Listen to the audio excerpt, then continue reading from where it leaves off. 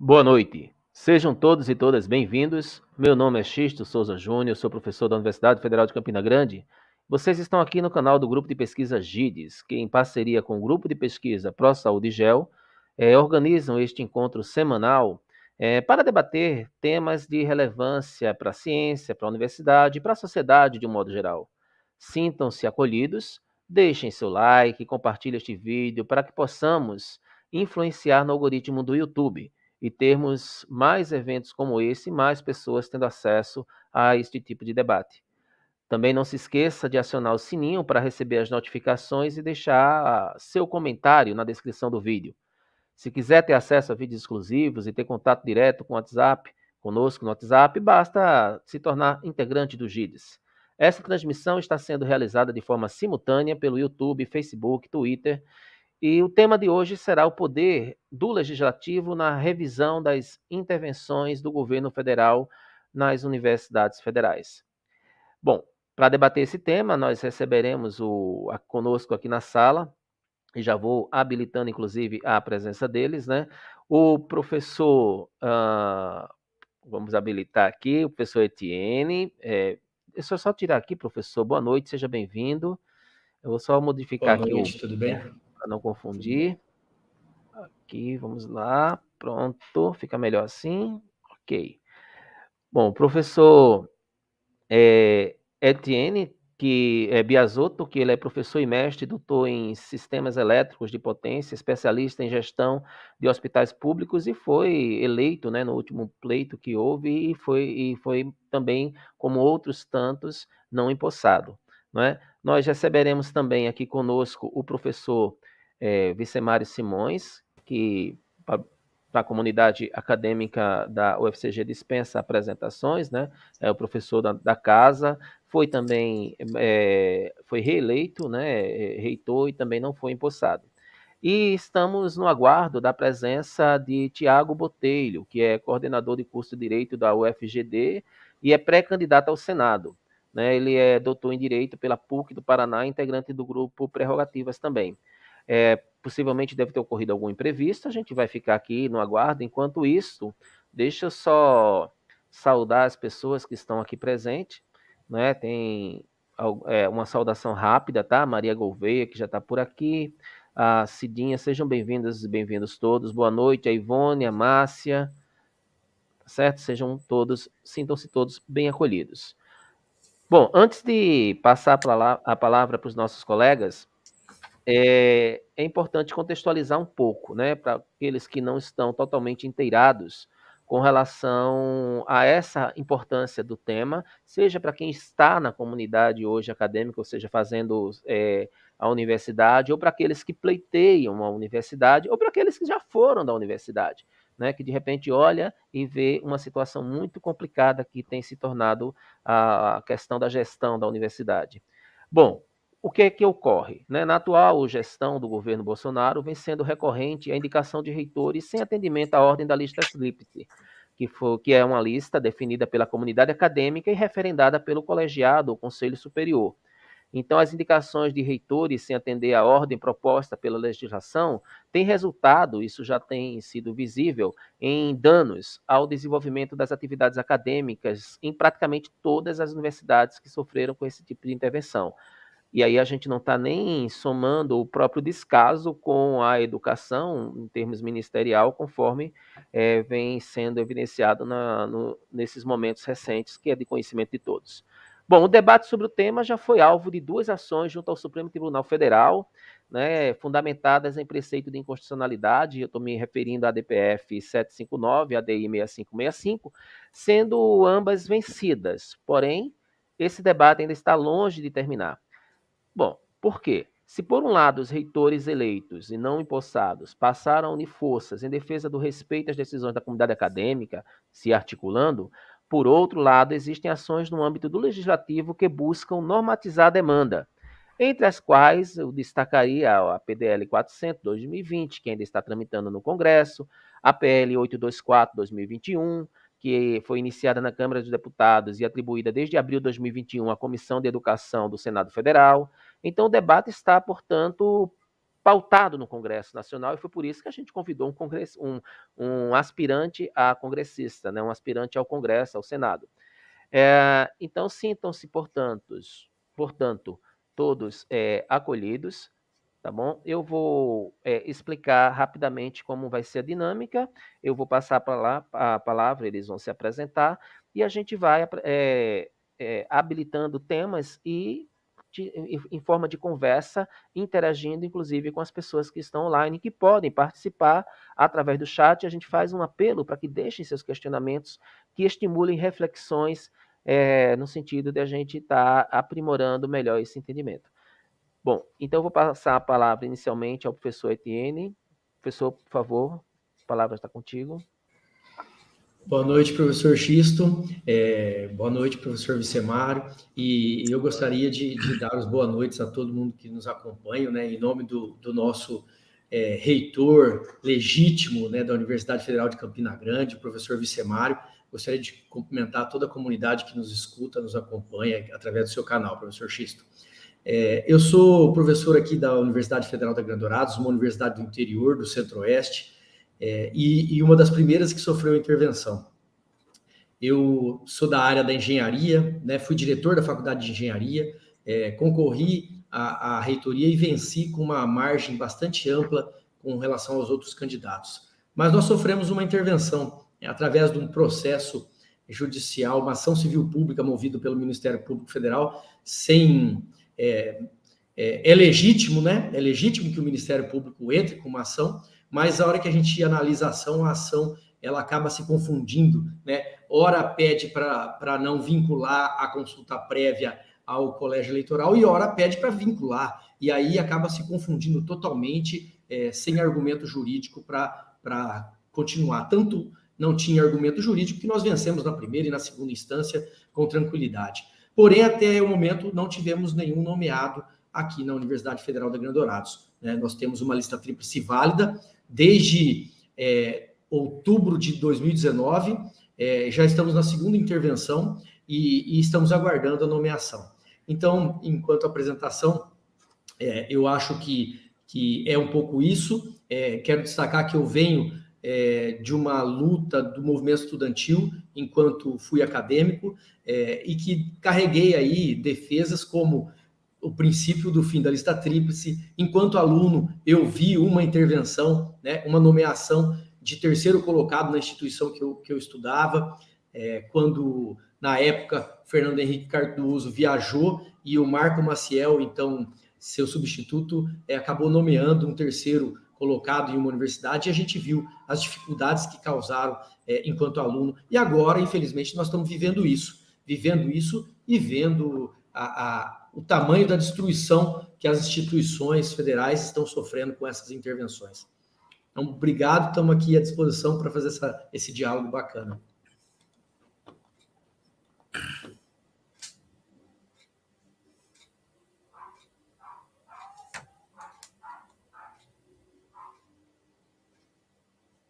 Opa, professor Vicemário Simões, eu estava com o telefone mutado, seja bem-vindo, a palavra está contigo.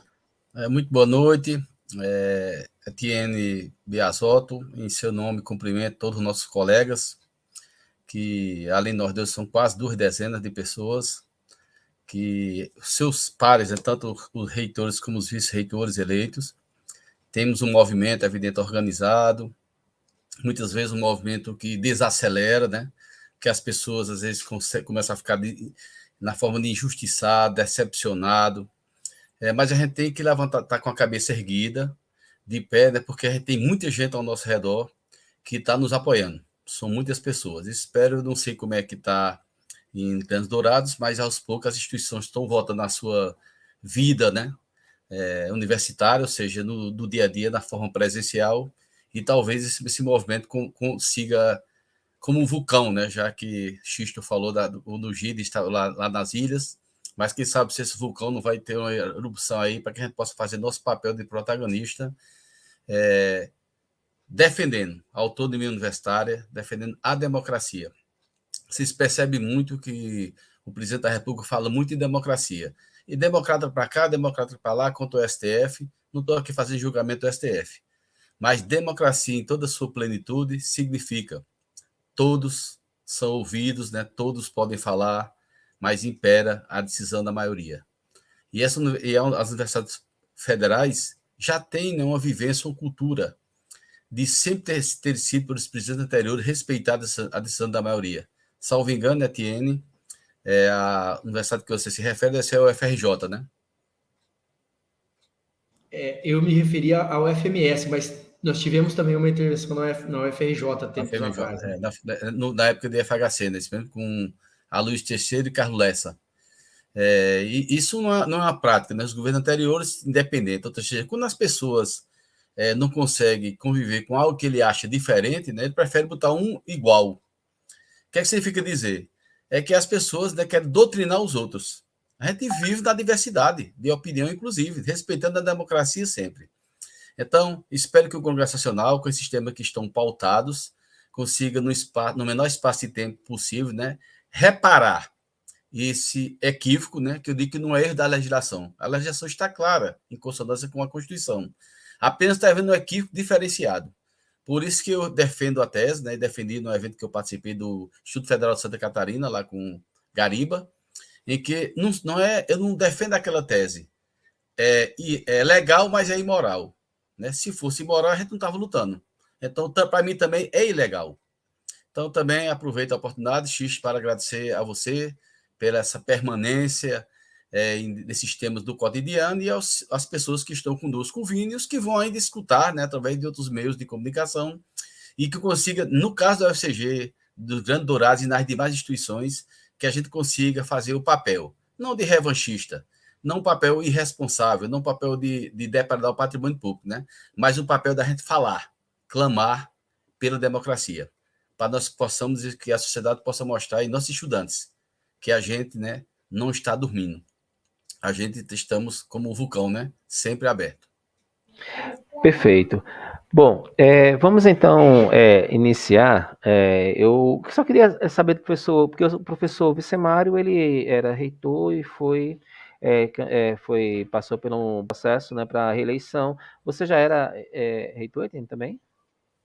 Não, eu era diretor da Faculdade de Engenharia e aí eu concorri à reitoria, né, e vencemos. Inclusive, nós concorremos com a antiga reitora, que era a professora Liane na época, e com o ex-chefe de gabinete da própria professora Liane, que também saiu candidato. E eu saí como o candidato da comunidade acadêmica que se opunha ao que estava acontecendo na universidade naquela época. Certo. É porque eu perguntei isso só para os que estão online, né? Que eu já peço, gente, se vocês compartilharem este link com mais uma pessoa do contato das redes sociais de vocês, a gente vai ter mais pessoas participando e o debate vai fluir com mais tranquilidade. É porque eu perguntei isso. Salvo engano, parece que houve um apagão no Congresso, no nosso Congresso, de modo geral. Na minha avaliação, o pior congresso que nós temos nos últimos tempos, né, com vários pontos sendo questionados em termos de conduta. E por que eu digo apagão? Porque quando a gente fala do tema educação, a gente vê um protagonismo muito grande do judiciário, né? É um protagonismo, tudo está indo para o judiciário. Você observa a própria ADF que eu mencionei para vocês, foi direcionada ao Supremo, a ADI é direcionada ao Supremo. E do executivo, né?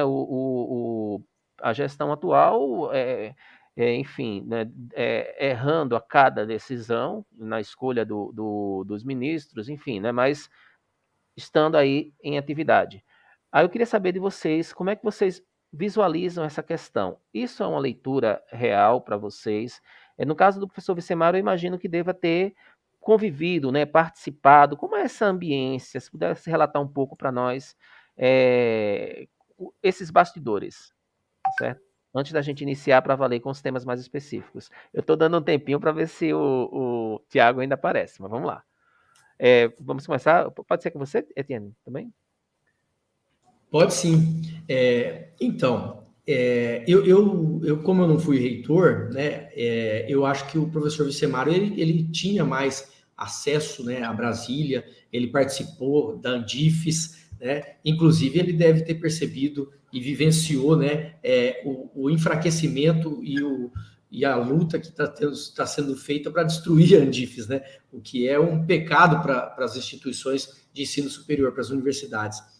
Eu não participei desse processo, né? Eu acompanhei de longe, mas realmente a gente percebe que nos bastidores houve uma movimentação externa muito grande da universidade, né? E querendo ou não, quando a gente fala de universidade, a primeira coisa que vem é a autonomia, né? Eu falo da universidade, eu penso na autonomia universitária, né? Numa universidade democrática, que tem a sua autonomia para executar, né, os seus projetos de ensino, pesquisa, extensão, a graduação, a pós-graduação, enfim, e também para fazer a escolha dos seus dirigentes.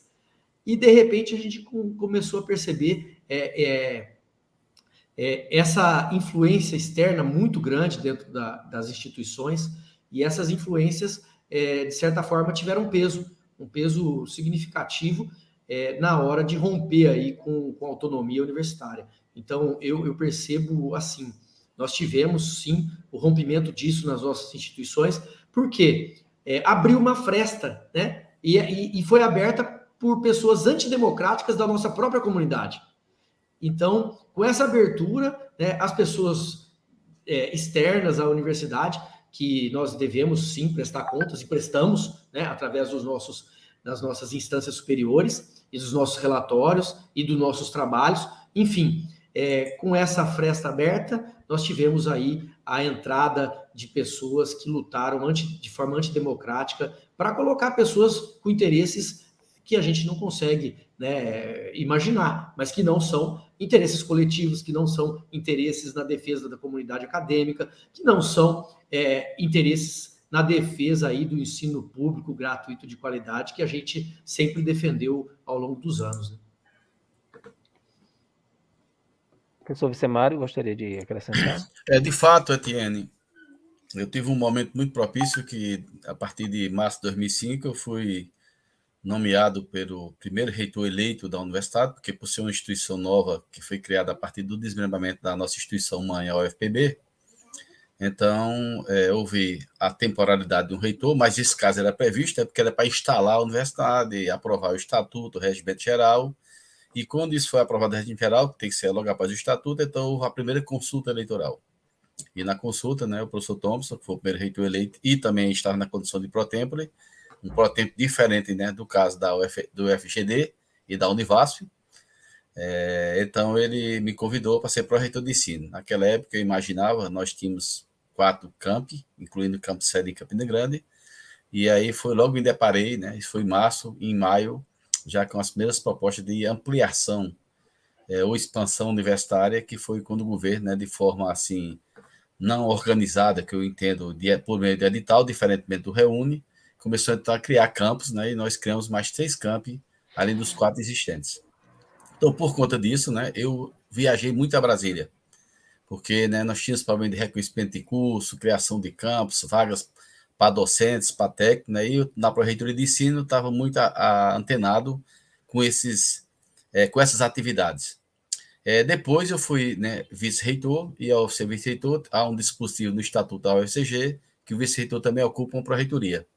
Então, eu fiquei com a pró-reitoria de planejamento e avaliação institucional, e nesse momento também participava muito, né, do Forplad, por isso que eu conheci Silvana, né, a colega aí da UFGD, e tinha até um menino da matemática, Sidney, salvo engano, né, eu também o conheci quando fui pró-reitor de graduação, e então eu ia muito a Brasília e muito a Andifes. Muitas vezes eu estava lá, né, e no Congresso, e vi por muitas vezes nós íamos, né, de formas juntas, irmanadas para o Congresso, lá no plenário da Câmara dos Deputados, em reunião com os parlamentares, muitos parlamentares vinham também para Andifes a convites, né? Outros eram sempre convidados, nunca apareciam, pelo menos nas vezes que eu estive lá, mas era um número reduzido. E também várias pessoas do governo, né, do Ministério do Planejamento à época, do Ministério da Fazenda, do MEC, né, o secretário da SISU, inclusive, nessa minha gestão, que eu tive aqui, só lembro um ministro, né, que esteve por 2 vezes, né, lá na Andifes, que foi o ministro Aloysio Mercadante. E outro que não deixava de ir, passou um tempo como pró-tempore, né, enquanto houve aquele vácuo, que foi Luiz Cláudio Costa, lá da Federal de Viçosa.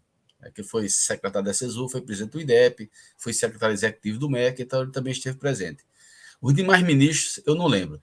Mas a gente sabe que o ministro da Educação é para um país todo, né? E não é somente para a esfera do ensino superior. É de todos os níveis de ensino, da educação especial, da educação básica, que compreende o fundamental, né? E o ensino médio, da educação de jovens e adultos, bem, da educação superior, né? Nos cursos de graduação, pós-graduação por meio da CAPES, e outros níveis, né? Então, o ministro, de fato, é muito ocupado, mas a Luiz Mercadante teve 2 vezes, né, lá na Andifes. Então, essas reuniões na Andifes foram muito acaloradas, evidentemente, mas era um espaço democrático. Espaço esse, né, que alguns reitores, ou alguns interventores, podemos dizer assim, já saíram, né, oficialmente da Andifes, muitas vezes por pensamento pessoal, né? Porque se consultasse, de fato, né, a instituição, por meio do seu conselho superior, a instituição, né? Porque a instituição fica, as pessoas passam. Então, isso não pode ter capricho, né? Ou seja, a gente que vai para a gestão convive com todas as pessoas do que você imaginar de diferente. Do que você imaginar de diferente. Quem se propõe, né, a assumir um cargo público tem que estar exposto, né, a dialogar, a ouvir, né, e ouvir muito e falar pouco, tá certo?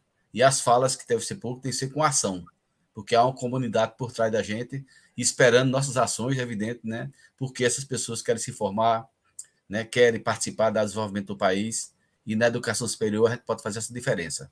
Então, a universidade, de fato, né, pública principalmente, é protagonista de toda a mudança que esse país teve em tecnologia, em desenvolvimento, nas áreas de conhecimento, nas humanidades sociais, nas biológicas da saúde, nas exatas, na tecnológica, inclusive, né, na área agrária, que é quem mantém um país, né, por conta da tecnologia, nos desafios que tem muito com a Embrapa, que mostrou, né, o papel que ela desenvolve nesse país.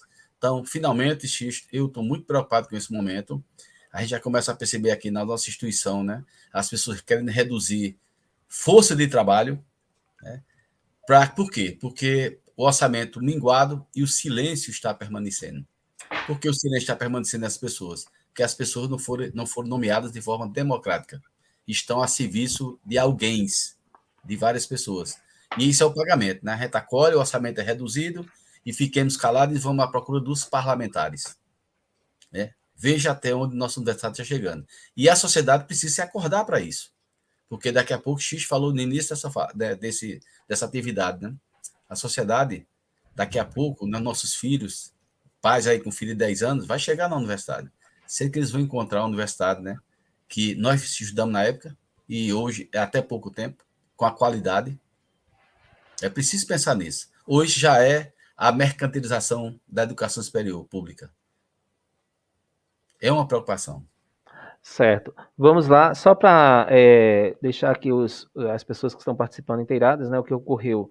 O Tiago, ele entrou em contato comigo, ele está dizendo que está na Assembleia Legislativa em uma reunião, que está muito forte, a reunião ele está dizendo aqui, e ele, bom, pediu desculpas, ele acha que não dará tempo de estar participando, tá certo? Mas a gente entende perfeitamente que esse ano é um ano de eleição, né? E está mais do que certo, tá se articulando, que eu estava conversando com o Etienne agora há pouco. A gente precisa de pessoas, né, para renovar o Congresso. Bom, a gente vai tocando barco aqui sem problema nenhum. Algumas perguntas foram colocadas no formulário que foi disponibilizado, então a gente vai habilitando os temas aqui, enquanto os colegas que estão participando online, se quiserem deixar também perguntas e comentários, fiquem à vontade. Tema que eu queria conversar com vocês é a questão da legalidade, né? Tema 2, enfim, eu inverti aqui, mas tudo bem. O que é que nós temos para contextualizar? Na análise que foi feita da ADI 6565, o Supremo fez maioria pelo indeferimento da demanda ao concordar com a tese da legalidade, né, que consta na Lei 91, 92, 95. Agora, além de ser uma adequação de uma lei criada na época da intervenção militar, que é a Lei 5540 de 68, os pressupostos ferem o princípio da constitucionalidade, uma vez que retira a autonomia das universidades federais. Então, esse é o argumento que a pessoa colocou aqui no texto. Aí, o que pensam sobre este ponto? Né? A gente acompanhou, né? Tivemos live, inclusive, professor Etienne, aqui o ano passado, nós acompanhamos, eu transmiti algumas reuniões que estavam falando sobre o tema. O que é que vocês visualizam, né, nesse sentido? Porque quando a gente vai analisar os argumentos postos pelo relator, né, que para mim ficou tão óbvio que aqueles argumentos teriam fundamento, nós acabamos meio que sendo pegos de surpresa em um evento em que algumas coisas ocorreram durante aqueles dias, né? A gente se lembra bem que foi naquele período de setembro e tal. Aí eu queria saber de vocês, principalmente para a comunidade, para os estudantes, para a comunidade em geral, por que é que se defende tanto que o que o Bolsonaro está fazendo, né? Esse ano não, porque é um ano eleitoral, ele está até seguindo a cartilha, né? Está seguindo a. Mas por que que ele estava. Por que que o que ele estava fazendo não se concebe como legal se existe uma lei? Né? Se vocês pudessem esclarecer um pouco essa questão da diferença entre existir a lei e a Constituição, entre a autonomia, certo? Entenderam? Eu tentei sintetizar aqui a pergunta. Eu vou? Pode ser. Vamos lá. Bom, eu queria assim já entrar nesse tema, mas antes dar uma contribuição também, ouvindo o professor Vicemar, me deu vontade de recordar uma questão importante, que o orçamento da universidade, pelo que eu me lembro, o professor Vicemar foi reitor nessa etapa de expansão, o orçamento de investimento, ele vinha direto no orçamento da universidade, então a gente tinha investimento para a construção de prédios, de obras e tudo mais. E depois de 2016 para cá, né, esse orçamento de investimento sumiu, pelo menos aqui na UFGD, né, desapareceu. E aí só vinha orçamento para cá pela bancada, né, ou pela bancada ou por descentralização. E agora, né, a gente está vivendo aí um momento onde a gente já tem aí o tal do orçamento secreto no Congresso Nacional. Então a gente está vendo um processo muito ruim, né? E a universidade foi uma das primeiras a ser jogada fora dessa questão de investimentos. Mas então, voltando aqui para o tema, a ADI 6565, quando a gente viu, né, o parecer do ministro Edson Fachin, deu uma alegria muito grande, porque ele conseguiu conversar com a comunidade acadêmica, né? Aquilo é o que a comunidade espera e anseia, e é o que a gente entende também da lei. E aí uma coisa interessante que eu não sou da área do direito, mas a gente vai aprendendo um pouco durante a nossa trajetória, uma coisa interessante é que a lei, né, é o que está lá escrito no papel. E a norma é o que os gestores fazem com a lei, como eles interpretam a lei. E a norma, ela só pode atuar, né, para melhorar o entendimento da lei, né, de forma que melhor atenda o que está escrito ali naquele papel, né? E aí a norma estabelecida por mais de 8 anos aí, né, foi 4, 8, 12 pelo menos, né, foram pela nomeação do mais votado, do eleito, né? E isso, então, estava subentendido pela comunidade acadêmica que era, né, a norma. Então, de repente, entra um presidente e alguns ministros, não dá para falar dos ministros, são alguns, né? Nós já estamos no 5º, se eu não me engano, e aí entram essas pessoas que mudam a norma, mas elas mudam não para melhorar o entendimento do que está escrito na lei, que é dar autonomia, né, que está escrito na Constituição, que é respeitar a autonomia universitária, e enfim. Então eles mudam e pioram, né? Eles andam para trás, eles andam lá para a época da intervenção, né, da ditadura militar. Enfim, eu percebo o seguinte, que a ADI 6565, ela estava caminhando muito bem, né, até o momento quando a gente teve um pedido não é vista, é um outro nome que é utilizado, mas o ministro Gilmar Mendes pediu um destaque, acho que pedido de destaque. Acho que é isso, se não me engano. Mas é o equivalente ao que a gente faz nos nossos conselhos, que é o pedido de vista, né, e tal. E aí isso ficou parado por muito tempo. E aí depois surgiu a DPF, né? Então, assim, olhando de fora, né, com essa minha formação de engenheiro, eu entendi como uma lacuna que apareceu por conta de um pedido de vista que interrompeu uma discussão importante, né? E aí a OAB, né, através da DPF, movimenta novamente o tema, né, agora como uma ação de descumprimento de preceito fundamental. Então, e nessa nós caminhamos bem, porém nós tivemos aí no trajeto, se eu não me engano, a aposentadoria de 2 ministros, né? E depois aí, nós tivemos a nomeação de outros 2. Na DPF, o pedido era pela nomeação do primeiro, e aí foi votado para não nomear o primeiro. Mas não foi votado para nomear fora da lista, né? E Você, aí depois a gente continuou. Pode. só uma parte. Você acha que o fato de ter modificado a natureza da reunião, que deixou de ser presencial e se tornou virtual, isso interferiu de alguma forma ou como interferiu? Porque iniciou com uma assembleia, o professor Camilo está dizendo que é destaque, né? Iniciou com uma assembleia presencial, né? Então, de repente, retornou virtual. Isso pode ter modificado? Eu não me lembro se começou presencial. Eu acho que foi o voto da ADI e da TPF já foram naquele sistema de votação durante a semana, né? Então eles colocam o sistema e o ministro deposita o voto. A Eu não me ADI não. lembro. Eu acho que foram as duas Foi as duas? nesse esquema. E já estávamos também aí na pandemia também. Eu Sim. não me lembro se teve presencial. Mas eu sou um defensor do debate, né? Do debate presencial, ele é diferente, assim como o ensino presencial é diferente, né? A gente sentiu isso. Mas na ADI, e aí entra justamente uma questão que você levanta no começo da sua fala, professor Xisto, que nós tivemos aí uma paralisação da ADI, que era um carro-chefe que a gente entendia que tínhamos tudo para vencer, né? E de repente ficamos mais de 1 ano e meio com esse destaque, suspendendo as discussões e a votação da DEI. E depois da nomeação de outros ministros e aposentadoria de ministros que estavam sendo favoráveis a nós, né, o pedido de destaque zerou a votação, então foi muito prejudicial.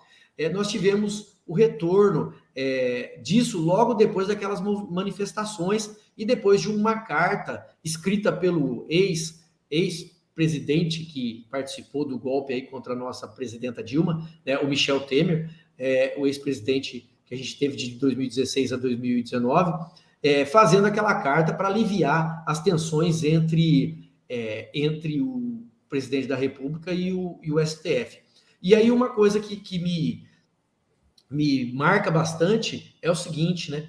Nós vimos o tamanho dos ataques que a instituição Supremo Tribunal Federal sofreu, né? Foram ataques que são inadmissíveis, né? E não são inadmissíveis para mim, não são inadmissíveis porque é o STF, são inadmissíveis porque é uma instituição do nosso país. E assim como os ataques que as instituições federais de ensino superior têm sofrido, também são uma afronta para todo e qualquer brasileiro. Então, não dá para separar os ataques que foram feitos ao STF com os ataques que foram feitos às instituições federais de ensino superior. São instituições, e ataques a instituições são ataques às instituições. Então, isso realmente me deixou bastante preocupado com o nosso país. Enfim, nós tivemos aí uma mudança, né, de rumo na votação da ADI. E nós perdemos a liminar, né? O pedido de liminar que foi derrubado. Mas o mérito dessa ação ainda não foi votado, e eu entendo que é uma ação muito justa, e eu acho que quando o nosso país estiver novamente em um ambiente democrático, porque nós não estamos, nós estamos ouvindo aí, né, menções enfim, de época em que havia tortura, né, elogios à tortura, a gente tem visto isso no nosso país. E isso não é um país democrático, isso não é o país que a gente espera viver, né? Infelizmente. Então, eu acho que a gente tem caminhos aí para mudar. Mas não deveria ser no judiciário, deveria ser no legislativo, como muito bem se pontuou no começo, e é por isso que a gente tem muita esperança que o ano que vem a gente possa ter um Congresso capaz de entender a importância das instituições para o nosso país, assim como o Congresso é importante. Antes, vou passar a palavra para o professor Vicemário, mas eu queria acrescentar algo a mais, professor Vicemário. A gente compreende bem a questão de uma ausência de mobilização por parte da representação, né, no caso era o, sim, estou recebendo aqui a mensagem, da representação sindical, da comunidade acadêmica, a gente entende por conta do período de 2020, por conta da Covid, é altamente compreensível.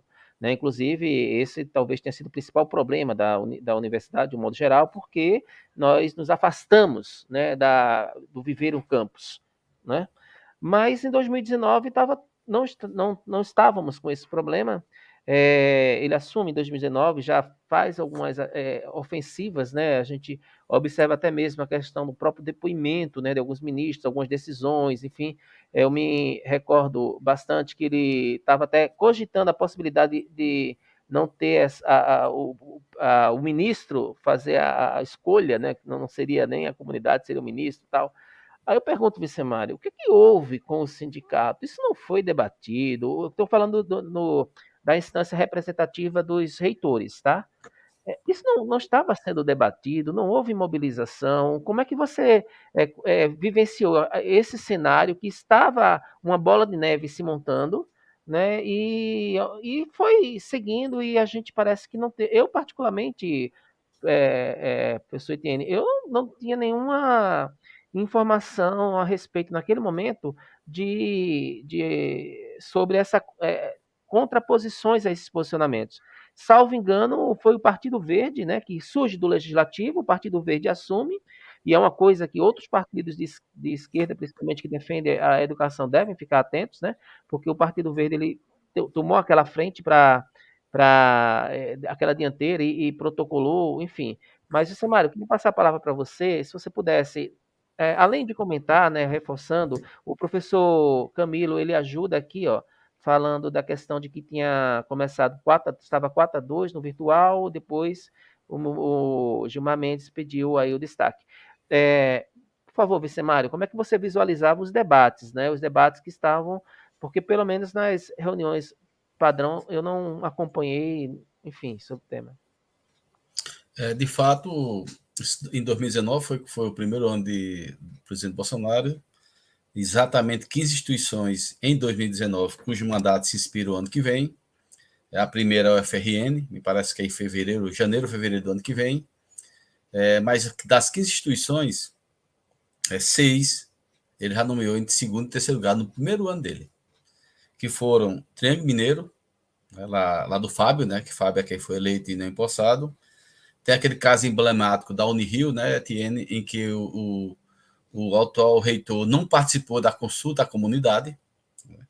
Tem o caso do Reconf da Bahia. Tem o caso da Vale Jequitinhonha em Mucuri, que neta foi de Gilciano.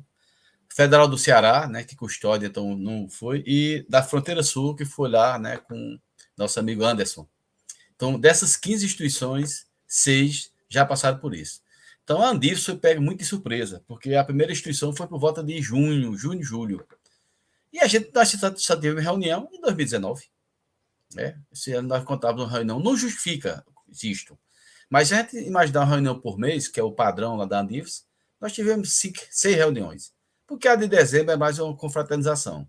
Mas já havia inquietação, né? Tanto da diretoria, né?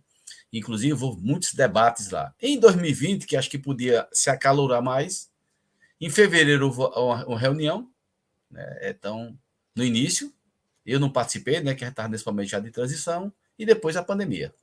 Então, de lá para cá, as reuniões têm sido virtuais, né, da Andifes, e se a situação nossa nas instituições, né, há um pecado, né, de que a instituição não está viva, a gente não está vendo as pessoas, lá na Andifes do mesmo jeito. Então, em 2020, né, se acentuou mais. Em 2021, nós estamos há 3 meses. Só para ter uma ideia, esse ano, né, já tem das 3 instituições que foram feitas nomeações. A primeira, Goiás, né, foi nomeada em terceiro lugar. Mas o que me preocupa mais um pouco é que daqui para o final do ano, nós ainda temos mais 8 instituições. Que é o Oeste do Pará, na ordem, né, não lembro agora o mês, né, de agora até dezembro.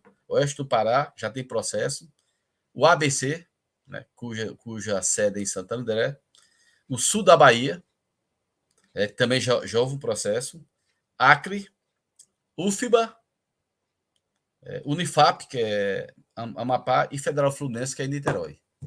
Então, como será o comportamento de escolha desses dirigentes? Parte das instituições já ocorreu os processos de escolha. E Santa Catarina, esqueci de Santa Catarina. Então, imagine, né, nas minhas contas hoje, Etienne, são 21 instituições, contando com a Unirio. Levando também já subtraído, aliás, não subtraindo, né, mas já subtraído, aquelas instituições em que já foram resolvidas, que até das universidades, a única até agora foi de Sergipe. Né? Foi regularizar a situação dos institutos federais, né, de Santa Catarina e do Rio Grande do Norte, e a questão do Cefet Rio, que também estava numa pendência. Mas Etienne chama a atenção de um ponto, né? Ora, você nomeia o terceiro lugar ou o segundo lugar, mas duas instituições, uma das quais é a que você pertence, tem lista tríplice e não nomeia ninguém. A Univasf do mesmo jeito, né? É como se, olha, eu não quero nenhum dos três nesse mesmo, eu não quero nenhum dos três, vou nomear um pro tempore. Como é que está a comunidade? Né? Como é que a comunidade está se envolvendo com isso? Tudo bem, vamos guardar essa presencialidade. Aqui inicia no dia 2 de maio as atividades acadêmicas, mas as atividades administrativas já retomaram aos pouquinhos, né? Os técnicos administrativos, de alguns docentes que, independente da pandemia, já estão indo para lá, porque a pós-graduação e a pesquisa não para, né? Porque a CAPES está cobrando e cobra os indicadores. Mas essa é a situação que eu percebo hoje, sabe, no que tange a Andifes. Achei muito, né, a coisa assim, entre 2020 e 2021, não sequer houve uma manifestação da Andifes pública. Houve agora em janeiro, depois de Goiás. Né? É bom lembrar, né, de que quem presidiu a Andifes até julho do ano passado foi o professor Edivar, que era o reitor, né, de Goiás, que não pleiteou recondução e apoiou a vice-reitora Sandra, que também não foi nomeada. Né? Então, foi a primeira manifestação da Andifes. Então, esses 2 anos de 2020, 2019, parte dele 20 e 21, isso foi muito ruim para o processo. Muito ruim para o processo, né? Na minha leitura. Nós perdemos a unidade. Era para, no interior da Andifes, a gente ter já se rebelado no início para deixar essa situação não se agravar. Ficamos esperando, e a gente sabe, ninguém aqui é menino, né? De algumas razões de pessoas que iam para recondução e tem algum... Mas não pode pensar assim, porque o que vale em si são os princípios. Tem instituição que diz, não, nós enviamos uma lista tríplice de 3 pessoas do nosso grupo. Não interessa. Né? O que vale são os princípios. É o primeiro, porque se for assim, meu amigo, eu não vou mais nem lutar. E eu ainda estou com oxigênio à vontade, né? Assim, por volta de 96, 97, quase eu faço a aferição. Para isso, né? Evidente. Desanima um pouco, né? Mas espero que com essa presencialidade do retorno, a gente consiga juntar um grupo de pessoas para começar a se mobilizar mais do que a gente tem mobilizado, porque a distância não é fácil. Sobre a questão da ADPF e ADI, já houve uma resposta de Camilo. De fato, quando Gilmar Mendes pediu destaque, já estavam 4-2, né, pro ADI. Então, ele, ao pedir destaque, né, só podia ocorrer, porque começou virtual, né, só podia ocorrer esse destaque na forma presencial. Então, nós participamos, num grupo nosso, e preferimos, então, para acabar com aquela ansiedade, né, que estamos até hoje. Por quê? Porque foi uma medida cautelar que foi impetrada, né, pelo PROIFES, Andes, né, Sinasef, a UNE, né, e outros órgãos, é evidente que fosse para o plenário virtual. Então, foi dialogado com o STF, e assim houve aquele placar de 8-2, né, que de fato arrefeceu esse movimento. Mas a medida ainda, né, a ação ainda não está morta, né, porque ainda falta o julgamento de mérito. A medida cautelar, o que é que ela pedia, né? Que doravante, se ela fosse aprovada, se ela fosse acolhida pelo STF, nomearia o primeiro, né, até ser resolvido o mérito. Ou seja, não teria, né, evidente, o pedido, né?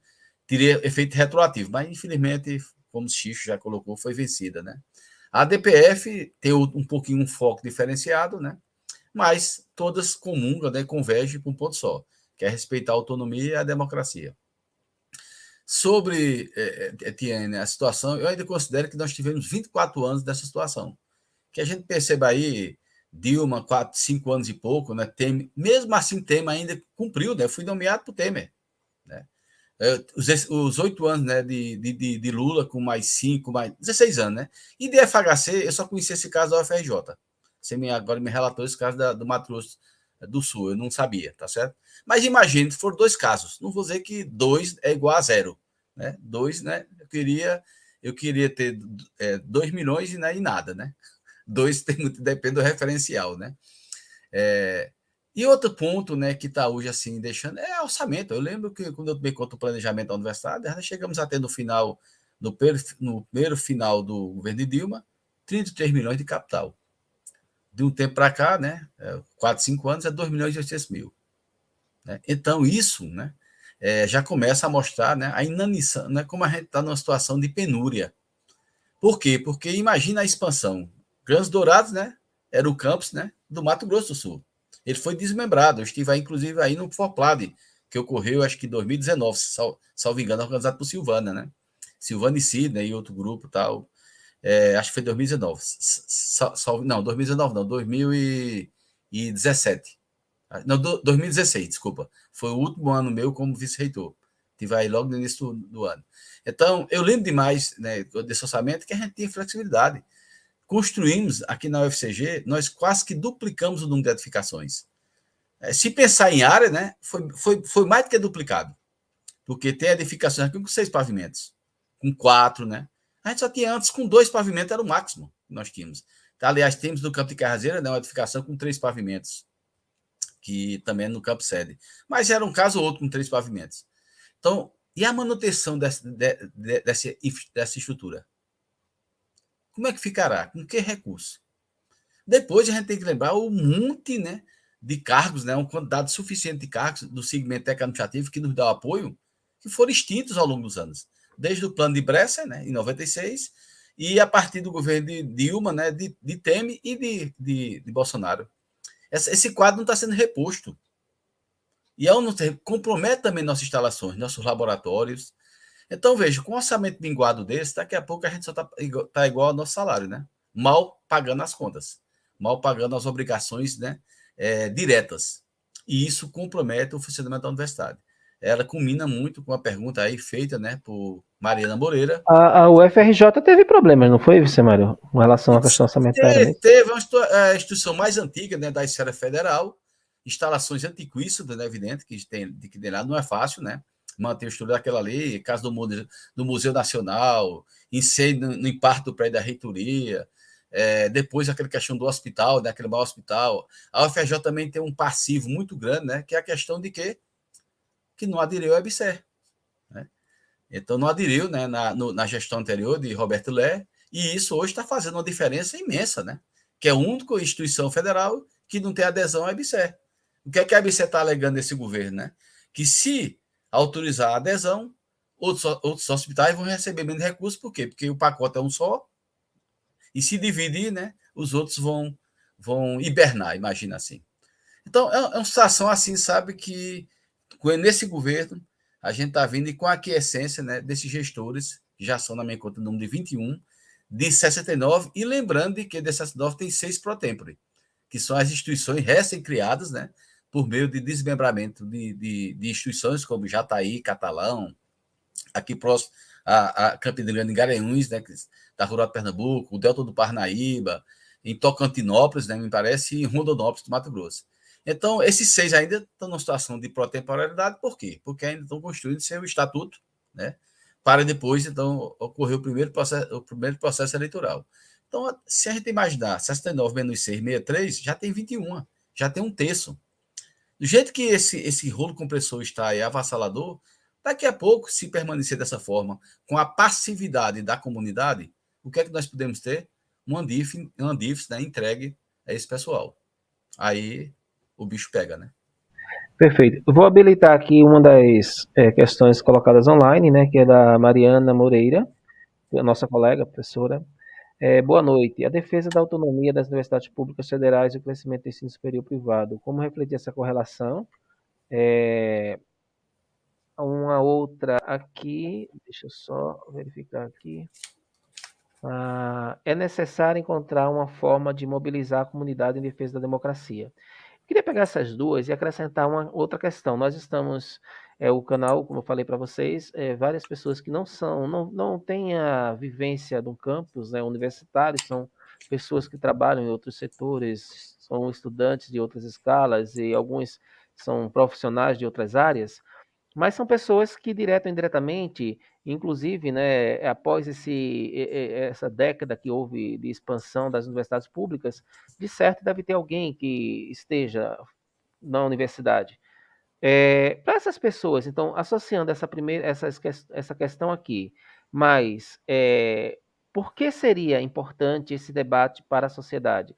Em que aspecto vocês visualizam essa necessidade de nós sairmos da bolha da universidade, né, e assumirmos outras frentes, né, instâncias como a imprensa de um modo geral, porque aquela coisa, né, quando se torna uma notícia um fato, o interesse vem até nós, né? Então, a minha pergunta, a minha questão seria associando essa da Mariana, né, com relação ao ensino privado e à universidade, e do professor Alarcon, com relação à questão da mobilização da comunidade, eu complemento com o extramuro, né? Como vocês visualizam, repassariam em termos de informação, né, para as pessoas, a importância desse debate, deles tomarem conhecimento do que está ocorrendo, o que que a universidade estaria em risco. Por favor, professor. Bom, a pergunta super pertinente. A gente percebe que nesse governo nós vimos uma tentativa disfarçada de tornar as universidades públicas em universidades, né, privadas. Não era bem isso, mas geridas por organizações sociais, né? E isso através de um programa que chamava Futurice. Então, houve uma tentativa de fazer isso com as instituições. E querendo ou não, essa tentativa não vingou, né? Ela não caminhou, mas a gente percebe algumas coisas que caminharam de outras formas. Então, uma das questões que era colocada no Futurice, né, era a questão dos programas de pós-graduação, né, serem apenas realizados nas instituições, grandes instituições, né, com história nisso e tal. Isso significaria que a UFGD seria massacrada, ela ia reduzir, ia se tornar, né, uma universidade que não teria pesquisa, né, e aí a gente sabe o impacto disso na extensão e na graduação, né? E realmente não aconteceu o Futurice, mas a gente nunca mais teve nenhum programa aprovado, né? Inclusive não tem nem fomento para a gente criar programas aqui. E na contrapartida disso tudo, a gente percebe um MEC aí empenhado em alavancar as instituições privadas, né? Então, ao passo que as universidades públicas elas estão sendo reduzidas, principalmente nessas que a gente está tendo intervenção, né? Mas nas outras também, porque o orçamento está restrito. E aí eu queria fazer um destaque no nosso planejamento, né, de criação da universidade lá de 2013, era previsto que a gente teria 20 e poucos mil alunos agora, né? A gente chegou a ter 10 mil e pouco quando eu fui eleito, e hoje a gente tem 6.800. Então, eles não emplacaram o Futurice, mas eles estão emplacando o que eles esperam da universidade pública. E na contrapartida, a gente percebe aí, né, a debandada de pessoas da Conjur, porque não estavam mais aguentando a pressão para aprovar projetos de instituições privadas, né? Então, essa foi a gota d'água. A gente viu aí uma debandada recentemente, no início desse ano, do pessoal da Conjur entregando os cargos de chefia no MEC. Então, a pergunta é extremamente pertinente. Nós estamos vendo isso acontecer, né? Mas existem ainda resistências. Então, existe foco de resistência. Existia lá na Conjur, né, as pessoas que não estavam dando parecer favorável para coisas que não concordavam, e isso é esperado, né? Mesmo com pressão das chefias e dos gestores públicos que estavam no MEC naquela época, que agora provavelmente já trocaram muitos deles, né? Mas mesmo assim a gente vê a destruição e a redução, né, o apequenamento das universidades públicas e, de certa forma, uma migração aí de quem ainda tem, né, condições de pagar, porque muitos desses que saíram é porque não tem nem o que comer hoje no nosso país. Perfeito. Eu só vou destacar aqui 2 posicionamentos. A Terezinha Assunção, ela se enquadra na uma das pessoas, né, que não são da comunidade da universidade, mas ela coloca aqui, ó, boa noite, professores, tão combatentes e a todos dirigentes, colegas que seguem o professor Xisto. Aí ela colocou aqui mais, não temos lideranças ajudando na convocação da população para defender os próprios interesses. E o professor Camilo, ele coloca aqui, ó, o projeto Futurice está a todo vapor na UFCG. A ordem aqui é não reclamar do orçamento e correr atrás das emendas parlamentares. Vicemário, por favor. As emendas parlamentares, elas têm limite, né? Limite, né? Agora, o orçamento secreto não tem. E aí onde está? Se vocês verificar aí, o ex-ministro de Estado da Educação, né, o pastor Milton Ribeiro, ele teve em algumas instituições, inclusive no Mato Grosso do Sul, né, destinando recursos para a conclusão de algumas obras. Para onde é que ele está indo, né? Para aqueles, é evidente que o Turini foi reconduzido. Mas a gente sabe, né, como a forma como o Turini foi reconduzido. Né? O que a participação do Dr. Oswaldo, presidente da EBSER, né? Então, acho que eu assim, particularmente para a comunidade, eu não me sinto assim culpado de onde eu errei. Fiz meu papel, evidente, né? Fui para o embate, fomos o vencedor de acordo com a regra. Teve até candidato aquele vídeo patético, né? Que o mundo todo tomou conhecimento, em que quis mudar a regra no meio do jogo, né? No momento da inscrição, ele assinou o documento que aceitava as normas, depois quis mudar as normas. A norma daquela forma matemática que tem, né, no país todo, evidentemente. Mas sobre o Futuris, aquele projeto de lei que vai tarde, né, foi que caminhou, como não vai surtir efeito, eles estão fazendo por fora. Etienne foi bem claro nisso, né? Por fora, ou seja, não autorizando mais o programa de pré-graduação. Veja a debandada na CAPES. Veja a debandada no INEP. Veja que hoje estão querendo, esse ano, aplicar ainda questões, né, que já passaram em provas do Enem anterior, por falta de um banco, né, de itens, porque não se mobilizaram. O ministro, né, veja, quando eu fiz doutorado, ele tinha bolsa para ir, né, bolsa para voltar, 48 meses eu fiz da Federal de São Carlos, mas quantos anos não há bolsa destinada ao corpo de servidores técnicos e docentes? Isso desmotiva, né? Começa a criar uma endogenia na instituição, né? Que a instituição, né, aí começa a gente perder a internacionalização, né, e a mobilidade, né, com as instituições para começar a ter o sistema de simbiose, um ajudar o outro. Isso é um projeto, combina muito com a pergunta de Mariana. Aos pouquinhos, né, a instituição não está se acordando. As pessoas estão hoje, né, evidente, muitas pessoas, né, estão fazendo parte da gestão, né, mas defendem, né, a democracia, como se houvesse um muro, né? Eu defendo até certo limite, né? E quando eu saltar o muro, não sei que altura ele é, né? Eu tenho outra defesa. Então, esses princípios prejudicam muito a instituição, né? E é evidente que a gente não vai parar, né? A gente não vai parar. Nós estamos aqui, mais uma vez, né, erguidos, Mariana, e pode ter certeza, né?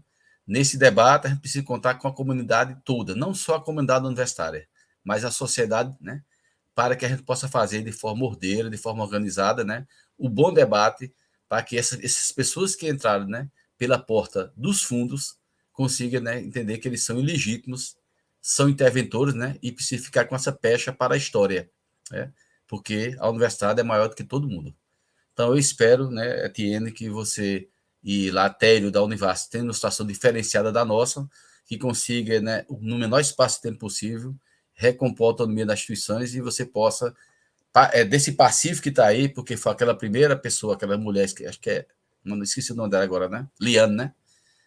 A Liane era reitora, aí a primeira interventora aqui era chamada professora Mirlene. Essa mesmo, Mirlene. E depois, né, depois ele tirou né, interventor e colocou outra pessoa, né? Que é o que está lá hoje. Né? Então é uma coisa Lino, assim, sabe? Isso. É uma coisa que não dá para entender como é que vai ser. E não está nem aí. Né? Não está nem aí. Cada realidade é uma. Eu não conheço o interior, né, da Grande Dourada, até porque pela distância geográfica, a gente não sabe como cada um está se mobilizando. Sabe assim, muito superficial. Mas por dentro, cada um tem seu sentimento de que é preciso mudar, né, e urge essa mudança. E a gente precisa contar, Xisto, com a comunidade. Sozinha a gente não faz nada.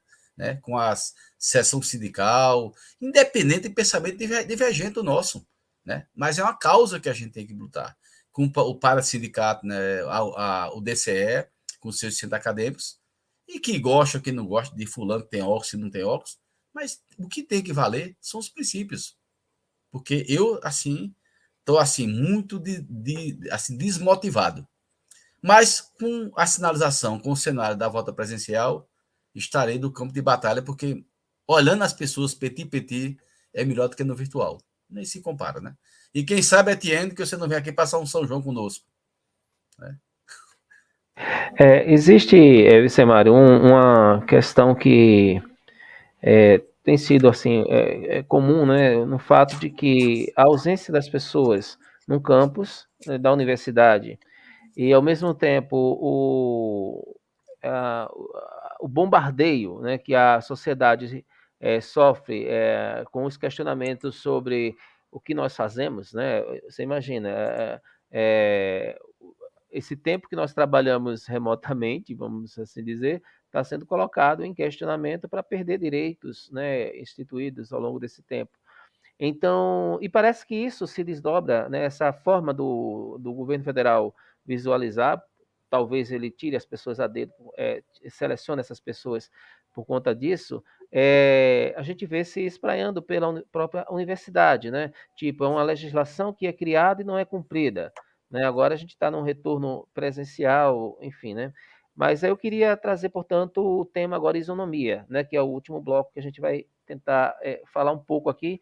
Eu realmente aí depois eu vejo com o Tiago um outro momento que a ideia era provocá-lo mesmo com relação a essa questão, o que é a isonomia, né? Um dos princípios que nós temos, né, da legalidade, da administração pública, dos direitos iguais para todos, né? E o que é que a gente observa? Os IFES, as instituições federais, as antigas escolas técnicas, né, os institutos federais, eles conseguiram, né, o direito da eleição de um nome. Né? A gente tem essa questão do embate entre a legislação da lei com a Constituição, e, ao mesmo tempo, no próprio contexto, porque se a gestão atual tivesse, olha, eu não vou, para nenhuma eu vou seguir a ordem, aí ele está com um parâmetro. Mas não, aqueles que são, né, apadrinhados, no caso, obteve primeira locação, nomeados. Outros não. Isso aí fere o princípio da isonomia. Como é que vocês visualizam isso, né? Eu penso que nós vivemos aí um momento muito complicado, né, em que você tem a máquina sendo utilizada de acordo com as conveniências. E, e aí, se vocês puderem esclarecer um pouco, por que para os institutos federais, as antigas escolas técnicas, por que o quadro é diferente das universidades federais? Em que aspecto isso vocês vislumbram, pelo menos para uma próxima gestão legislativa, né, no sentido de pontos a serem revistos, né, a serem revisados com relação à questão de, pelo menos, permitir o diálogo do que diz a Constituição, que é o direito da autonomia, com o que diz a lei, que é como operacionalizar esse direito. Né? Então, por favor, professor Etienne. Então, a gente fica até meio atordoado, sabe? Quando a gente vai acompanhando esses absurdos que foram feitos, né? E é uma estratégia também, nos deixar atordoados, né? É uma estratégia. Então, me lembro que, se eu não me engano, a UFGD foi a primeira, apesar da Universidade Federal do Triângulo Mineiro, com o professor Fábio, ter tido a eleição em 2018, o ex-presidente Temer, ele não nomeou, ele deu uma segurada, aí o Bolsonaro assumiu, também não nomeou, aí nós tivemos a nomeação de uma intervenção aqui, logo em seguida, a nomeação de uma intervenção lá na UFTM. E assim, nós fomos pegos, né, de surpresa mesmo com isso, com esse movimento que foi feito, e o movimento que tratou de forma desigual, porque, muito bem colocado, a UFRJ teve o mesmo processo que nós, da mesma forma, muito semelhante, inclusive o procurador da AGU, né, que prestou os serviços aqui e pareceres para que a gente realizasse o nosso processo de escolha de dirigente, era o mesmo da UFRJ. Então, inclusive em um parecer dele, em um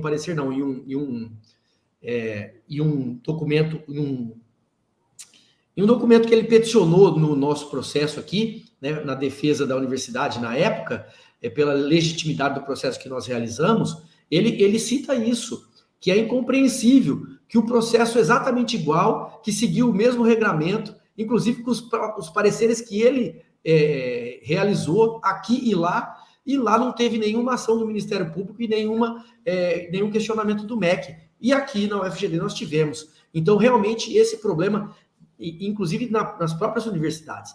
E aí, para além das universidades, nós temos também a questão dos institutos, como muito bem colocado pelo professor Xisto, né? Os institutos federais que são criados já no governo Lula, nós tivemos aí a legislação colocando que teríamos uma eleição e o nome do candidato eleito seria encaminhado para nomeação. Isso é um avanço, né? É um avanço do que a gente coloca como a leitura da lei, que é a norma que eu citei lá atrás. Então, a gente percebe esse avanço quando a gente tem a lei do Instituto Federal. E aí nós temos as instituições de ensino superior, ora denominada Universidade Federal, ora denominado Instituto Federal, mas são instituições de ensino superior. E assim, eu não sou advogado, não sou formado em direito, mas eu percebo que a lei mais recente é do Instituto Federal, né? E a lei do Instituto Federal é uma lei de uma instituição federal de ensino superior. E por que essa discrepância? Por que esse tratamento tão desigual, né, com as universidades federais? Então, eu percebo que houve uma tentativa, inclusive, de mudar a lei dos institutos e também uma tentativa de piorar a lei das universidades. Então, que já é muito complicada. Então, essa isonomia a gente percebe que não existiu, não houve um tratamento igualitário e a gente percebe que isso só reforça essa visão ideológica segregacionista que alguns gestores públicos, né, têm, como se a Constituição Federal, né, e aí que se funda no princípio do pluralismo político, no repúdio a todas as formas de discriminação e que abriga todos os brasileiros, sejam de direita, sejam de esquerda. Então, como se a gente não tivesse isso. E aí eu peço até licença, que eu separei um trecho aqui da Constituição, que está no preâmbulo da Constituição, que fala um pouco disso, né? Então está lá no preâmbulo: nós, representantes do povo brasileiro, reunidos em Assembleia Nacional Constituinte para instituir um Estado democrático destinado a assegurar o exercício dos direitos sociais individuais, a liberdade, a segurança, o bem-estar, o desenvolvimento, a igualdade e a justiça como valores supremos de uma sociedade fraterna, pluralista e sem preconceitos, fundada na harmonia social e comprometida na ordem interna e internacional com a solução pacífica das controvérsias, promulgamos, sob a proteção de Deus, a seguinte Constituição da República Federativa do Brasil. E mesmo assim, com uma Constituição que defende isso, a gente percebe pessoas falando que de esquerda nós não vamos nomear, né? Nós vamos despetitizar as universidades federais, como se as universidades fossem petetizadas, é até difícil de falar, né? Não são, né? Tanto não são que a gente tem embates bastante significativos dos nossos conselhos, e isso é muito bem-vindo para a democracia, mas infelizmente nós tivemos aí um governo que não respeitou a Constituição, o preâmbulo da Constituição, e vem fazendo ataques, né, diários aí à Constituição Federal e inclusive rompendo aí com essa equidade e essa isonomia que a gente esperava que fosse existir, né, para as instituições de ensino superior. Vou passar a palavra para o professor Vicemário, só que teve aqui um comentário da Terezinha, né? Terezinha, ela é membro aqui do canal. Ela coloca o seguinte, ó: a sociedade precisa agir, mas só o fará quando alguma liderança decidir se dedicar à causa da sociedade e não à causa do seu cargo ou posto legislativo ou nos sindicatos. Aí mais adiante ela coloca: voltar ao presencial deve ser a vítima cortada para nos unirmos, né? Autocartada. Exato. Autocartada. É verdade. Para nos unirmos à luta pelas universidades públicas, pelo ensino público e todos os graus. Eu queria, Vicemário, passar a palavra para você, já complementando com essa questão dela. Primeiro, a importância, e eu convidei o Tiago por conta disso, né? A importância que o Congresso ele precisa assumir no contexto de fazer o seu papel, que é criar e revisar as leis, né? Cabe ao judiciário olhar se elas ferem algum princípio de ordem de legalidade, enfim, mas o papel do judiciário é outro, né? O papel do executivo também. Então, o legislativo ele precisa pegar esse embrolho que foi criado, né? Chamar a comunidade para debater, né? Com audiências públicas, e operacionalizar. Você observa aqui que eu fiz a leitura do tempo que está tramitando no Congresso, já faz bastante tempo que está em trâmite, né? Algumas propostas. Então, nesse sentido, Vicemário, primeiro a questão da representação. A gente está num ano muito importante, né? De um contexto geral, a gente está num ano muito importante, decisivo, que eu estava até comentando, eu não sei como é que vai ser o Brasil se ocorrer o que a gente espera que não ocorra. E uma outra questão é esse retorno à presencialidade, ao presencial, né? Vicemário, se a tua expectativa nesse sentido é de que será que a comunidade ela vai de fato ter mais impulso para se mobilizar, para debater o contexto, porque as conversas de corredores, as idas, né, às salas de reunião, elas são muito importantes, né? A gente já visualizou isso quando tinham as reuniões ali do colegiado pleno. Por favor, Vicemário. De fato, numa fala anterior, num posicionamento meu, eu já falar disso o seguinte, concordo com Terezinha. A última chance que nós temos é a presencialidade. Nós vamos ver de fato se a instituição está comprometida com a autonomia e democracia. Porque se isso de fato não ocorrer, aí a gente vai estar, viu, Etienne, na presencialidade, mas parece que nós vamos estar no virtual. Nesse mesmo, então, é outro cartaz, eu não vejo isso. E me comprometi, na minha fala anterior, de que estou à disposição, evidentemente, para que a gente juntar e conversar com todo mundo. Então, tem que conversar com todo mundo, não tem como, né? Fazer manifesto organizado, né? Ordeiro, né? Preservar o patrimônio público, né? Tá certo? Mas a gente tem que ir para frente. Ocupar os espaços, né, nos conselhos, nas reuniões presenciais, que é uma questão estatutária, né, mesmo. Quando nós voltarmos à presencialidade, para que voltemos a reunião, para que continuemos as reuniões de forma virtual, tem que ser modificado no nosso estatuto. Já percebeu isso, né? Por quê? Porque ele foi modificado porque havia uma questão excepcional. Todo mundo adotou isso. Inclusive o calendário acadêmico. Mas agora, voltando à normalidade, não tem mais justificativa. Então, ali é que vai ter embate. É onde eu assim, aguardo, espero ansiosamente para que a gente tenha esse momento. E vou estar na universidade todos os dias, né? Semana que vem nós terminamos, Etienne, já terminamos o período letivo de 2021.1 ainda, que a gente fez um período excepcional, que não levou em conta, né, naqueles períodos tradicionais, mas nós fizemos 4 períodos nesse intervalo. Mas era para nós estarmos terminando agora o 21.2. A gente vai iniciar o 21.2 em 2 de maio, e vai ser presencial. E nós estamos torcendo de que esses indicadores da pandemia eles não se agravem mais, né, e esteja em declínio, né, numa curva descendente, para que a gente volte, porque eu acho que ninguém mais está aguentando, todo mundo está pirando com isso. Então, Terezinha, Assunção aí está muito participativa, eu vi vários manifestos aí por escrito que Xixi reproduziu aqui no canal. Queremos, né, contar com você também e com a sociedade organizada. Nós temos que ter número, né, e qualidade no debate. Né? Só quantidade não resolve. Temos que ter número e qualidade no debate. É a única forma que nós temos. Eu não sei como é que está a situação aí nos Rio Dourados, Etienne, da relação entre o reitor e a vice-reitoria, porque a Constituição já está vendo, como no Rio Grande do Sul, né? Aqui também é do mesmo jeito, não deu nenhum ano. Não deu nenhum ano de casamento, né? Já tem conflito, né? Aí, de interesse, inclusive de interesse. Isso é a minha interpretação, né? Não vou desqualificar o debate, né? Mas isso mostra, né? Essa forma com que o governo Bolsonaro quis adotar nas universidades, que as pessoas não se unem, porque muitos estão torcendo para que ele seja reeleito, porque muitos vão usar, né, o mesmo expediente espúrio que muitos estão usando hoje, né? Vão atrás da classe política, e a ideia sempre é essa, né? O orçamento é pouco, mas nós vamos a busca, né, ou a procura de emendas, né, parlamentar. Para mim, né, a educação tem que ser mantida pelo mantenedor, que é o MEC, certo?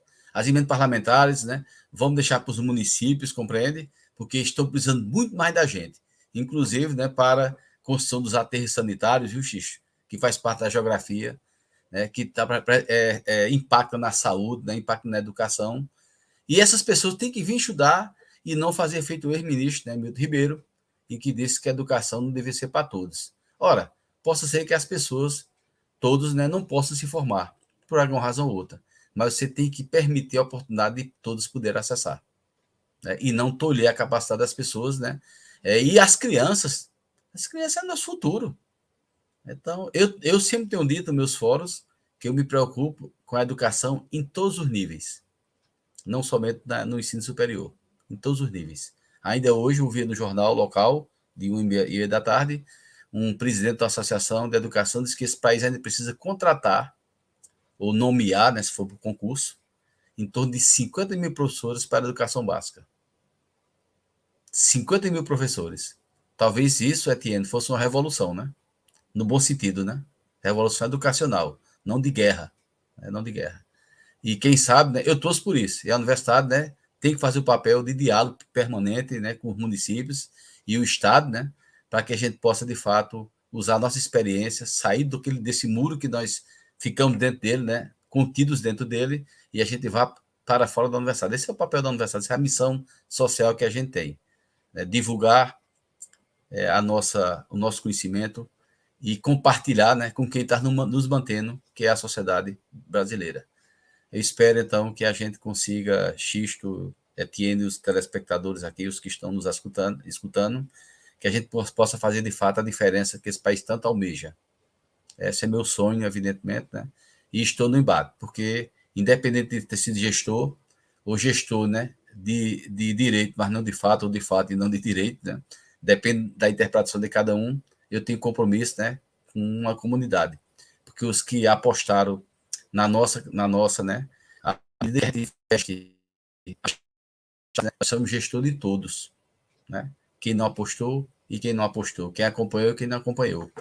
E eu estou investido ainda nisso, né? Nesse espírito republicano de que a gente vai fazer a diferença, antes de, né, que isso se acentue mais do que já está acentuado. Pronto, estamos já direcionando aí para o término, mas eu deixo aí uma última questão do cenário que se aproxima, né? O que fazer?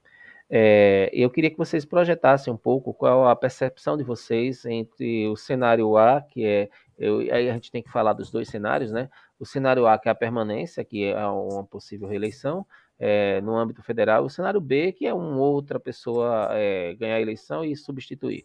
Mas eu queria, como vocês visualizam, né? O que é mais prioritário para evitar que isso que vem ocorrendo seja modificado, né? Ou para evitar, vou reformular, para conseguir fazer com que isso que vem ocorrendo seja modificado, independente dos cenários.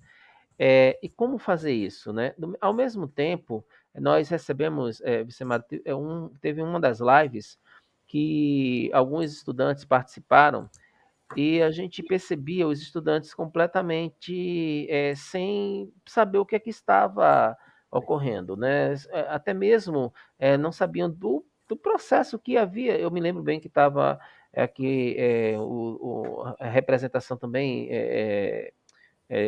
de antigos gestores, e falava que assim, o estudante eles pronunciava no chat dizendo, olha, não sabia nem que tinha ocorrido isso dessa forma, né? Então, falta a comunidade também, chegar na comunidade acadêmica essa lembrança, porque nós, tradicionalmente, quanto brasileiros, nós temos a memória, ela é muito curta, né? No sentido que a gente vai esquecendo, vai se adaptando. Hoje a gente vê, por exemplo, altos elogios e eu fico imaginando como as pessoas estão elogiando a situação do jeito que está, né? Então parece que essa questão da memória ela é importante. Então, para finalizar, e aí vocês já podem, ao falar, já também fazer as considerações finais, a gente está indo para o encerramento. Como é que vocês vislumbram o que vocês observam no horizonte frente aos cenários que podem ser desenhados? Bom, eu sou um cara extremamente otimista, né?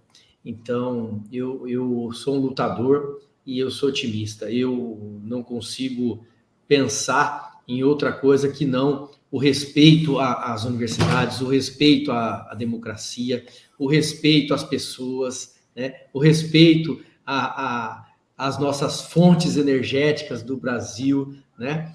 E, enfim, eu sou muito otimista. Então, eu penso que nós temos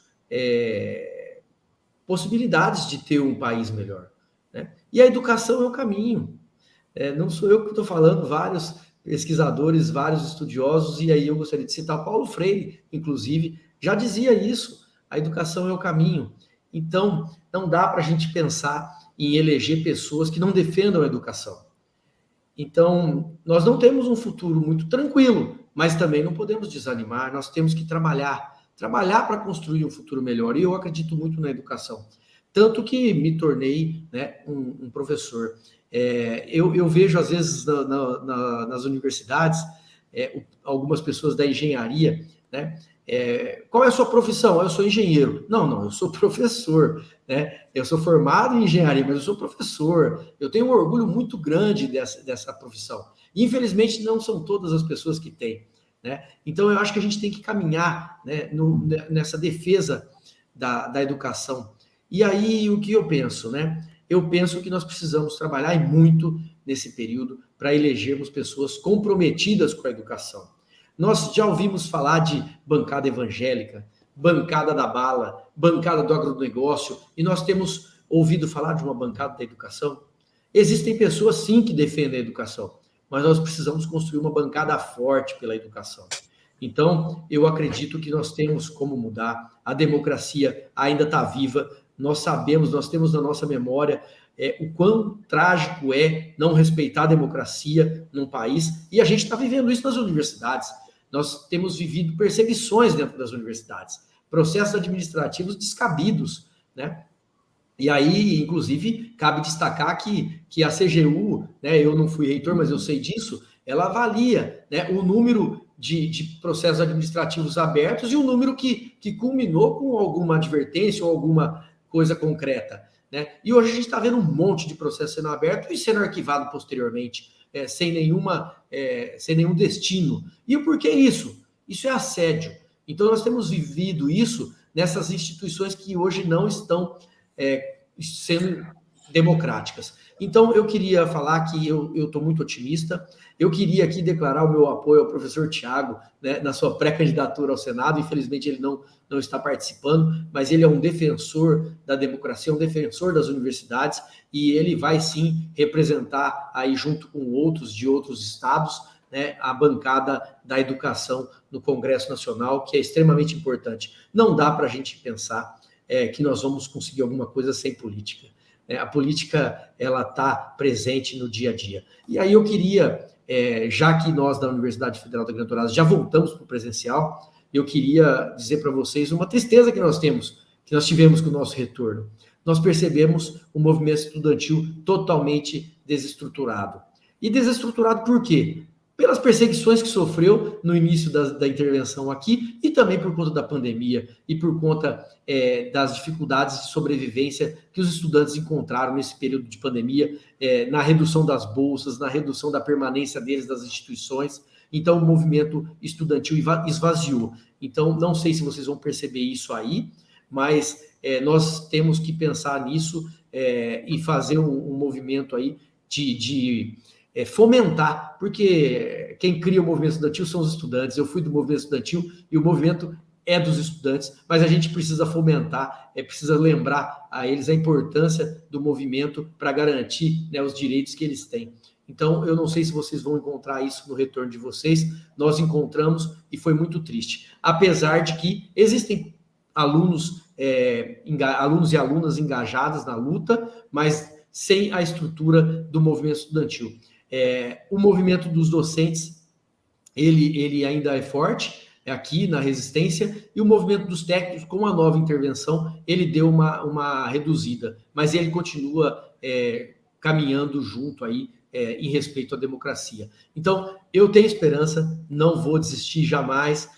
Então, professor Semário, professor Xisto, seguimos na luta aí por um país mais igual, mais humano, mais fraterno e pela democracia restabelecida nas universidades, para que a gente possa ter um ensino público, gratuito, de qualidade, com pesquisa e com extensão para as nossas cidades e estados. Obrigado pelo convite e estou sempre à disposição.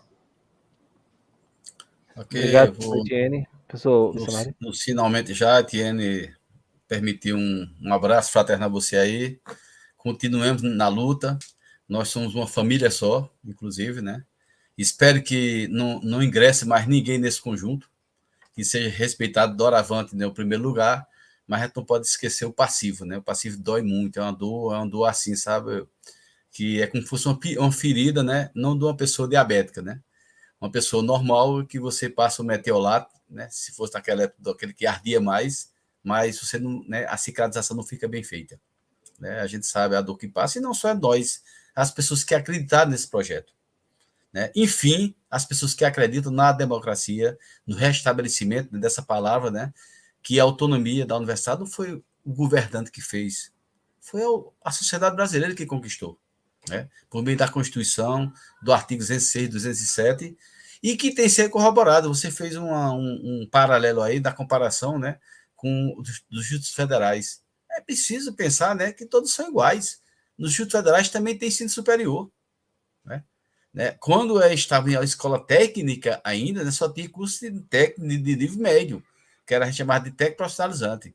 Quando foi transformado em Cefet, já começou a permitir a criação de curso de nível superior. E nos institutos federais, aí, né, tem uma limitação percentual. Outro fato que você menciona e fala é a vazão, que gera muita vaga ociosa, que impacta consideravelmente o orçamento das universidades. Mas eu tenho dito, vem enquanto a minha equipe, os que estão aqui assistindo ainda, sabem o seguinte: você entra numa sala de aula que comporta 50 pessoas, que deve ter lá 12 lâmpadas, né, acesas, imagine, dependendo do horário, e só tem 10, e as 12 lâmpadas estão acesas. O custo, né, nesse particular de consumo de energia elétrica é o mesmo, né? Então é preciso que a gente fomente, evidentemente, com os estudantes, com a sociedade, para evitar essa evasão, porque 100% nós não vamos ter de estudantes. Se vocês previam 20 mil alunos, a gente sabe que seria utopia pensar que teriam 20 mil.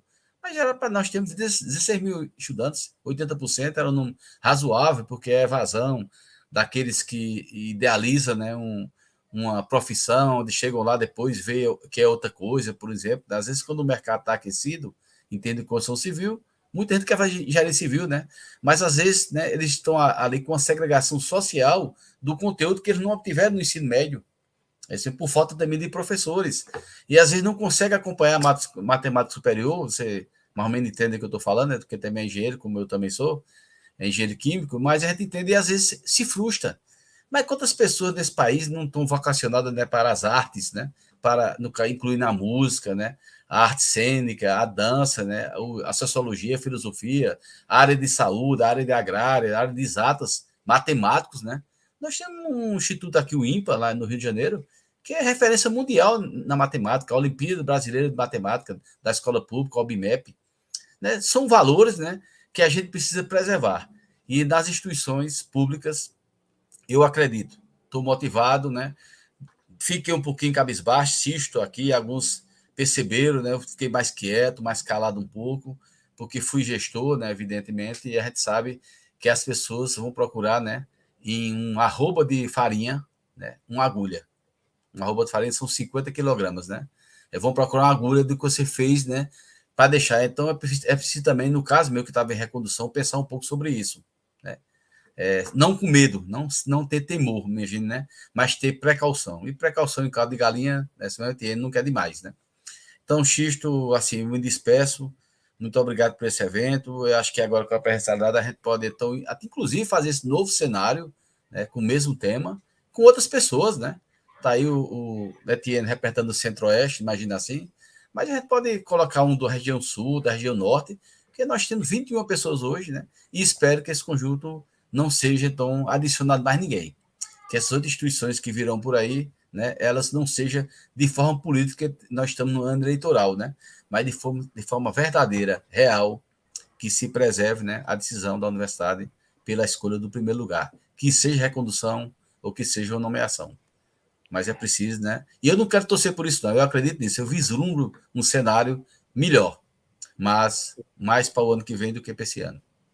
Perfeito. Tem um último comentário aqui da Terezinha. Obrigado a todos os nobres professores. Temos que ter clareza que vivemos num país onde as instituições não estão funcionando desde 2016. Mais de 12 mil militares ocupam cargos civis no mundo, de mando, né? Excelente. Kátia também está por aqui. Sejam também. Bom, eu quero agradecer mais uma vez a todos, né?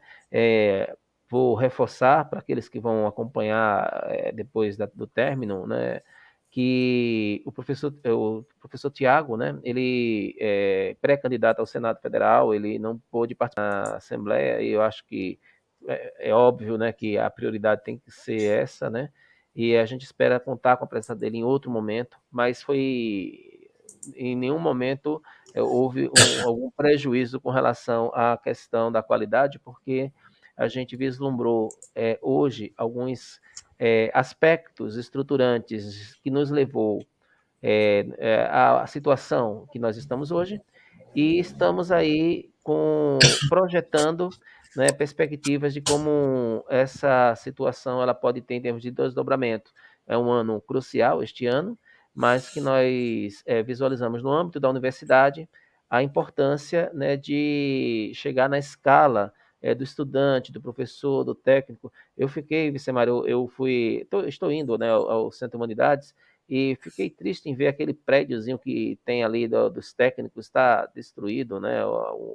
Onde funcionava o sindicato ali deles, eram dois, né? Um tá ao lado mesmo do Centro de Humanidades. E o descaso em muitos espaços dentro da universidade. Mas a gente juntos vamos conseguir, portanto, voltar às atividades, espero, normais, né? Espero que esse debate tenha ajudado a outras pessoas também que fiquem cientes, né, do que está ocorrendo, né, da importância da universidade, mesmo se você não faz parte da universidade, você não está vinculado à universidade, mas indiretamente ou com um parente mais próximo, um amigo, a universidade ela dá uma vida no ambiente que ela está sitiada, né? Aqui na Campina Grande, de onde nós estamos falando, nós temos duas universidades públicas muito fortes, né? A UFCG em particular, que a gente está se reportando, tem retornos para a sociedade muito sólidos. E a gente precisa continuar com esse projeto, independente de quem está no poder, né, na escala federal.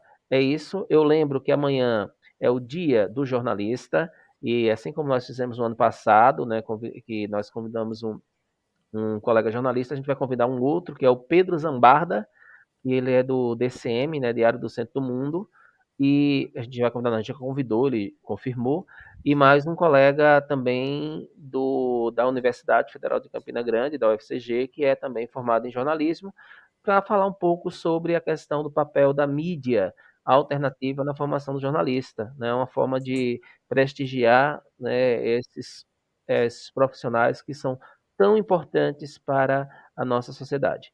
Então, no mais, um grande abraço, obrigado, professor Etienne, obrigado, professor Vicemário, e até um próximo encontro. Até mais.